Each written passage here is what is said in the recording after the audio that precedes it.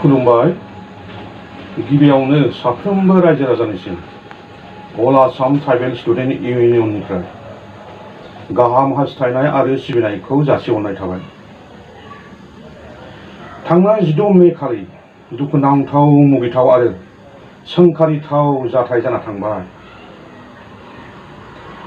साब्रै माइनरिटि मुस्लिम सुबुंफ्रा धुबुरी डिस्ट्रिक्टनिफ्राय फैनानै जोंनि क'क्राझार डिस्ट्रिक्टआव 13 बोसोरनि हिनजावसा बर' हारिनि सुबुंखौ क'क्राझारनि आथियाबारि तिनालिनिफ्राय मारुति बेन गारि S17M8735 नाम्बार गारिजों दिखांना लांनानै गारियावनो खास्रि बिस्रि जिनाहारि खालामो।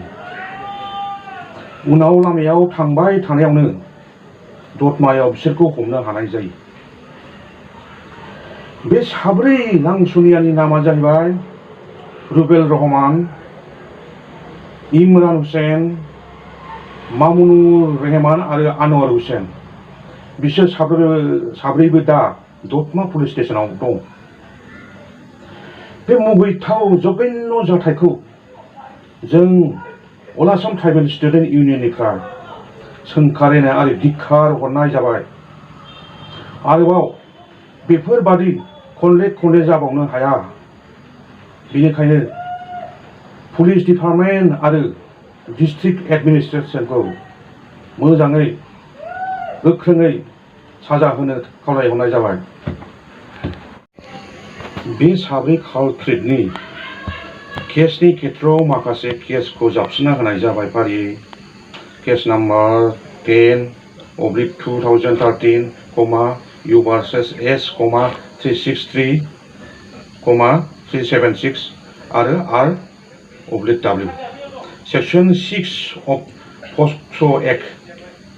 नाथायबा SC/ST एट्रसिटि प्रिभेन्सन एक्ट 1989 खौ होनाय जायाखै बा नुनो मोनाखै। बेनिखायनो दिनै भिक्टिम फेमिलिजों जयै जों आठु टीम जुथायै डिपुटि कमिशनार क'क्राझाराव मेम'रेन्डाम होनाय जायो। आसा खालामो SPDC DGP सारमोना जोंनि खावलायनायखौ मानिना लागोन। लोगोसे आसामनि CM डक्टर हिमन्त शर्मा सार, जोंनि बिटिआरनि CEM प्रमद बर' बिथांमोनखौ गुरैयै खावलायनाय थाबाय जाहाथे बे साब्रै कालप्रिटफ्रा सासेबो बारग'आ, गोख्रोङै साजा मोनो बे साब्रै कालप्रिटआ।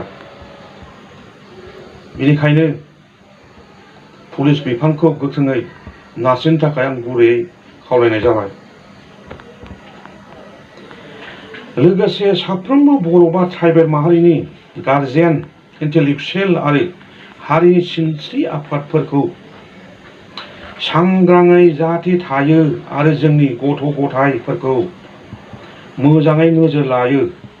बेफोरबादि जाथाया खनसेल' नङा, गोबांबार जाबाय जोंनि बर' आरो ट्राइबेलफोरनि सायाव। बेनिखायनो जों गावजों गाव एसे नोजोर खालामलायनाया मोजांसै दानि थासारियाव। गोजोन्थों। बर' बिमानि जै, ट्राइबेल हारिनि जै।